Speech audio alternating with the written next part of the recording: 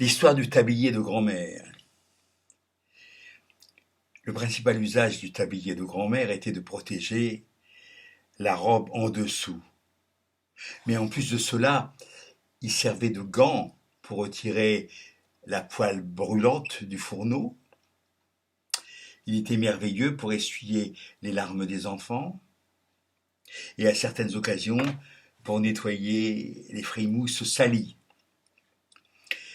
Depuis le poulailler, le tablier servait à transporter les œufs, les poussins à réanimer, parfois les œufs fêlés qui finissaient dans le fourneau. Quand des visiteurs arrivaient, le tablier servait d'abri à des enfants timides, et quand le temps était frais, grand-mère s'en emmitouflait les bras. Ce bon vieux tablier faisait office de soufflet agité au-dessus du feu de bois. C'est lui qui transbahutait les pommes de terre et le bois sec jusque dans la cuisine.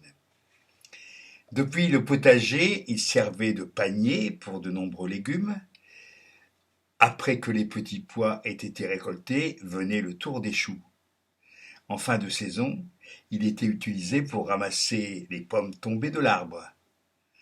Quand des visiteurs arrivaient de façon impromptue, c'était surprenant de voir avec quelle rapidité ce vieux tablier pouvait faire disparaître la poussière.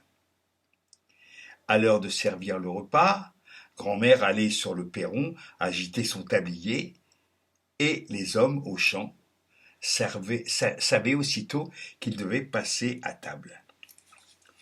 Grand-mère l'utilisait aussi pour poser la tarte aux pommes à peine sortie du four sur le rebord de la fenêtre pour qu'elle refroidisse, tandis que, de nos jours, sa petite fille la pose là pour décongeler.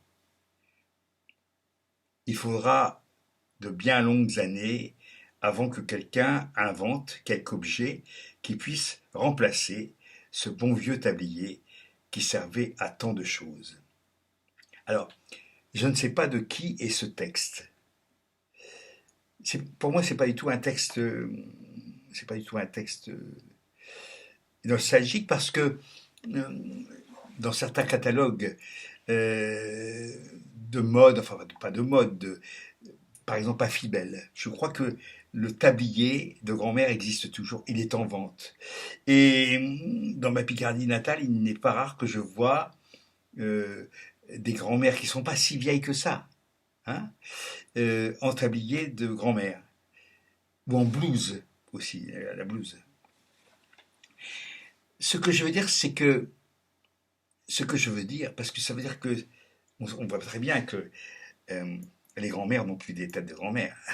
Je suis un grand-père. Et comme disait Groucho Marx, ça ne me dérange pas d'être un grand-père, ce qui me dérange, c'est de- d'être au lit avec une grand-mère. C'est Groucho Marx qui disait ça. Donc, mais c'est tout à fait charmant, une grand-mère. J'en connais de, oh là là, de magnifiques. Et donc, ce qui est terrible dans cette histoire-là, c'est que c'est la totale absence, ou la presque totale absence, de référence dans la littérature à ce qu'on pouvait appeler autrefois du populisme, qui, je le répète, le populisme, c'est un mouvement littéraire et artistique.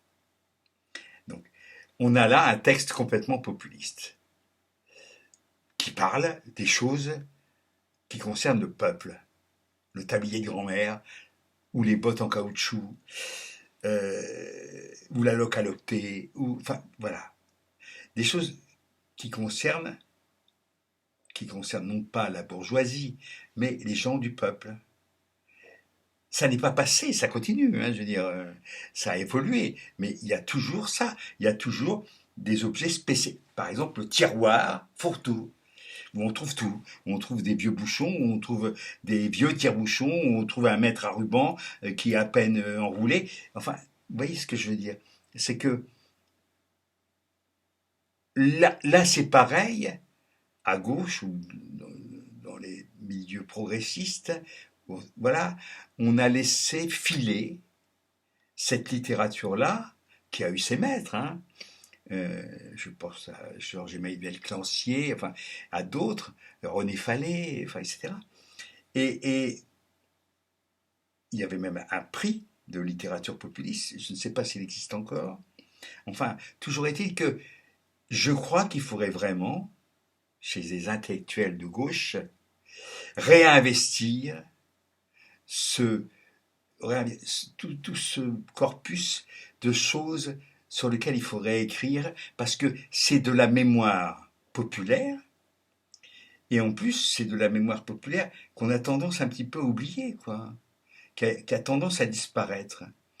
Donc je pense qu'il faut vraiment réhabiliter l'établier de grand-mère, le, l'étau, l'étau, le bon vieil étau du grand-père, la lime, les outils, le pied de biche, ce truc qui permettait de ressemeler les chaussures. On n'est pas obligé. Bientôt, peut-être, il faudra ressemeler les chaussures. Peut-être que ce sera utile de ressemeler de bonnes chaussures.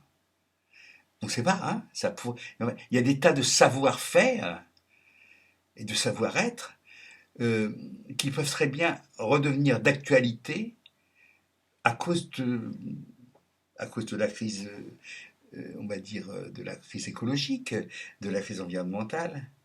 On ne sait pas si on n'aura pas besoin de savoir refaire fonctionner des vieux fourneaux au bois. On ne sait pas.